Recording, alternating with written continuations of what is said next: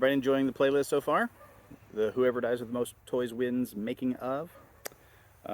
So you've glimpsed the saga of me locating and then losing and then finding again this tiny little piece of paper. I went looking in custom figure locations for the Garindon that held that in that scene. And what he was a walrus man that I possibly recycled from an earlier custom of Spray from the novel Han Solo's Revenge by Brian Daley. Because I definitely remember putting modeling clay on a Spray to give him a snout and ears. And the Garindon custom is also a modified walrus man with modeling clay on him. So what I did was I cut off his flippers and just gave him these really short feet. I colored him entirely black with a magic marker. The cloak was a Luke Jedi cloak, which I had dyed black, and the face was plasticine modeling clay. I've always played with clay since I was a very small child. In fact, my middle name is Clay. To get the plasticine clay to kind of stay in one position, underneath it was a structure, and the structure was an asteroid gas mask from the Mail Away survival kit from The Empire Strikes Back. I cut the little piece off at the bottom, so it was just the central shaft, the nose piece, and the strap around the head, and over that then I sculpted the snout and the goggles. I waited till that guy finished mowing his lawn, and now these guys have just pulled up and they're doing that yard across the street over there. So I went looking for Garindon in two very likely locations where a lot of vintage custom figures were located.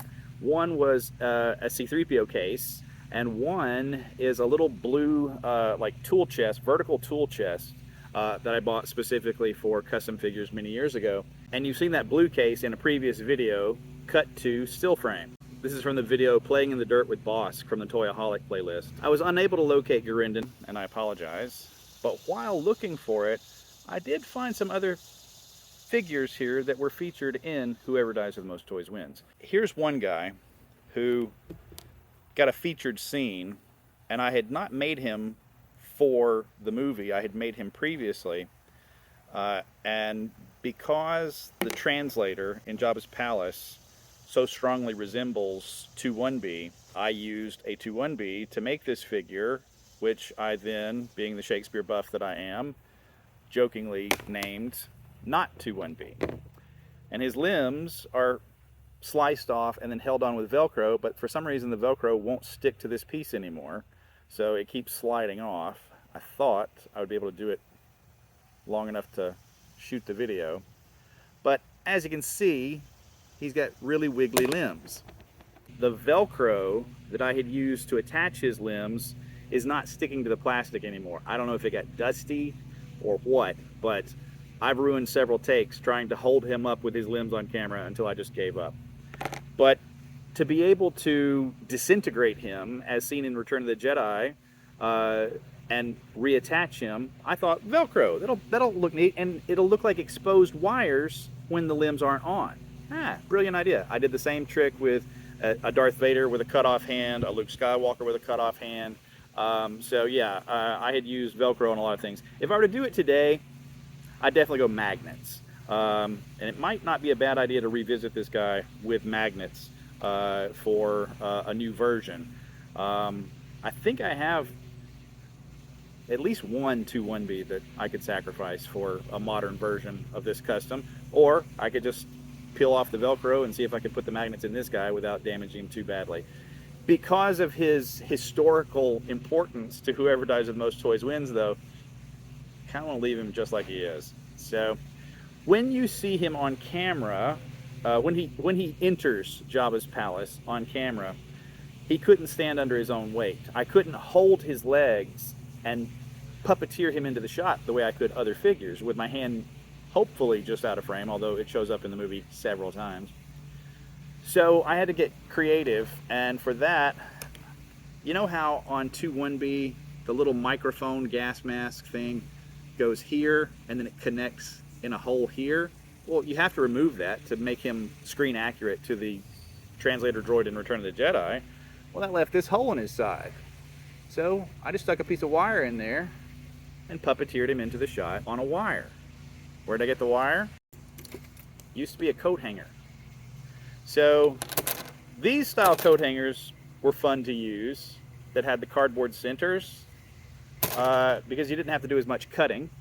It's kind of like a divining rod, sort of. Uh, but I got pretty proficient at taking these guys and just boom, and then snip where you need to snip and turn it into. And don't worry, that's one that I borrowed from work, so no harm, no foul. And the funny thing is, this particular piece of a coat hanger wire is not from Whoever Dies with the Most Toys Wins. I was cleaning out stuff under the sink in my house the other day and found 2 of these. And when I got to work, one of the staff was like, "Hey, have we got anything that I could use to clean out this little drain right here? It's clogged." And I'm like, "Actually, I got 2 pieces of coat hanger wire in my car right now, approximately this long." And he was like, "How? What?" I'm like, "I'm Felix the cat, man. You never know what's in my bag of tricks." So that is the story of Not 2-1B from the interpolated Jabba the Hutt sequence in Whoever Dies with the Most Toys Wins. I also have located my Lizard Woman from Flash Gordon. I actually took a picture of all my Flash Gordon figures back in March. She's still in existence. And I found some other custom figures that I know for sure appeared in Whoever Dies with the Most Toys Wins, but they've since been repainted. A lot of these are crude. To make this guy, you use 1.5 Greedos, a nose cone to some toy model rocket that I found buried in the dirt in the field behind my parents' house, and the gas mask came from a G.I. Joe character. I want to say it was Ripcord, and the rest is just paint. Now, I call him Plutonian because of the John Mallow sketch, Cantina sketch. He's got other names now. So, in the movie, but since been repainted, I got a whole category of those. The Chadra fan, Cabe. Now, he was once an Ugnaught. I think actually he's mostly an Ugnaught, except the ears are the fins on the side of Squidhead's head cut down. So I just used them for the basic shape of ears and glued them on there, and they've been glued on him for decades. Also, Dr. Evazan, made from a Han Solo Bespin. There's a rubber band around this shoulder, so he must have had a really loose gun arm, which is why I selected him to be custom fodder. He has been repainted, because I think in Whoever Dies the Most Toys Wins, he's like white with a green vest or something like that. So he got a new coat of paint. In the Star Wars radio dramas, he's not actually called Dr. Evazan, though. There was a wild line, if you've studied the radio dramas, you know what I'm talking about, where they say, that guy chopped Rufu in half and cut Saki's arm off, or something like that. So actually, Ponda Baba and Dr. Evazan, before they were called that, in a canon alternate version of Star Wars, the radio drama, they were called Rufu and Saki. And so when I interviewed Brian Daly for Star Wars Collector Fanzine, I asked him about the spelling of that, and so he just kind of said, I think it was R-O-O-F-O-O and S-A-W-K-E-E. I don't really remember. So that's as official of a spelling as we're going to get on Rufu and Saki. The Tonica twins, both made from Bespin Leia. They appear in Whoever Dies the Most Toys Wins with a much more simplified paint job. The reason I repainted all these guys is when I did a set of real Ghostbusters customs of the Spectral Ghostbusters from the episode Citizen Ghost, it was my first time using acrylic paints and hand mixing them. And I enjoyed it so much that that became my go-to for several years of paint. Now I'm sort of the other direction, and I want stuff to look as factory made and not coated in a coat of paint. And I had some bad experiences, as I said, with sealant that I would put on staying sticky for a long time, and then it would adhere to stuff, and there'd be little pieces go missing in their paint, and then it's like, well, I hand matched that paint. I'm colorblind. It's going to be impossible for me to make just exactly that same color and socket it in. So I began to avoid acrylic paints after a while, but this was during my acrylic paint phase when I said, all these customs, they're all going to get repainted. And I made them identical just because of the reference material I had at the time. Although I did, according to a West End Games illustration, put their little like thigh tie-down strap there, their garter belt, whatever you want to call it, on opposite legs. So one of those is Bria and one of those is Cinny. I don't know which is which. I was obsessed with this character from a very young age because of a little Dixie cup that was over at my neighbor's house in the 70s, and I asked them could I keep it. And this illustration by Ron Cobb was also in The Art of Star Wars. There was something on there and it said about high tundra. I didn't know tundra was like a type of terrain, so I thought his name was High Tundra for a long time. And I really wanted to turn him into an action figure. So this is mainly a squid head. The hands, I think, are from a Lobot because they match somebody else that's down here. I'll just go ahead and bring him up on camera now. The hands seem to be the same shape as this Labria, who's also made from a Lobot. More on him later. And I cut off his little fins on the side. That could be the same exact fins that wound up going on Cabe as ears. And I took two of his tentacles and I put them up on his head to become the horns of the Gotal, or Gotal, or Gotal, however you pronounce it. And a lot of people would call this guy Feltapern Trevag from the anthology novel Tales from the Mos Eisley Cantina. However, I always think of him as Keru because that was his name on a West End Games role-playing miniature that I probably hand-painted.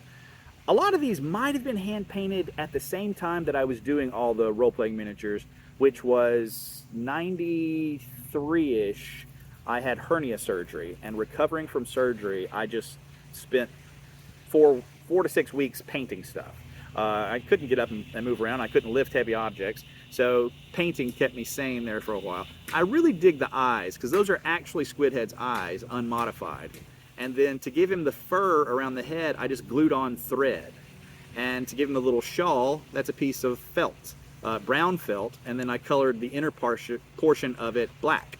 So that is Keru, or Feltapern Trevag. He's in Whoever Dies the Most Toys Wins, but I think he's been repainted since. Go ahead and jump to Labria, the Deveronian. So this guy, obviously Lobot, but the horns, there's a strong possibility that those horns are the shaved down other two tentacles from him. So these guys are all cross-pollinated like that. I use every part of the buffalo when I'm customizing. So he had a cape that was a squid head cape that I dyed black that I believe is currently on my Stan Solo Gurinden figure. So yeah, like I say, nothing goes to waste around here. But yeah, I made him ears from something and I made him horns from something because once you shave off the comb over, the bionic comb over, I think Brian Daly called it, of Lobot, then you don't have ears, so you have to build those up. So yeah, and this is all before I discovered Sculpey. Once I discovered Sculpey, that was a game changer, and that was a custom lumpy figure that I made, I believe. Steve Radler, I think, was the one that turned me on to Sculpey. And then later, Super Sculpey, I realized I liked that medium better than the... Sculpey was a little too creamy, and Super Sculpey was more like plasticine clay, and then you baked it or you boiled it and it would harden. So, so all of these guys are what I would call subtractive and additive sculpting. There's no true sculpting involved. It was just either shaving a detail off or gluing something on. You know what? That's a good stopping point. Thanks for watching.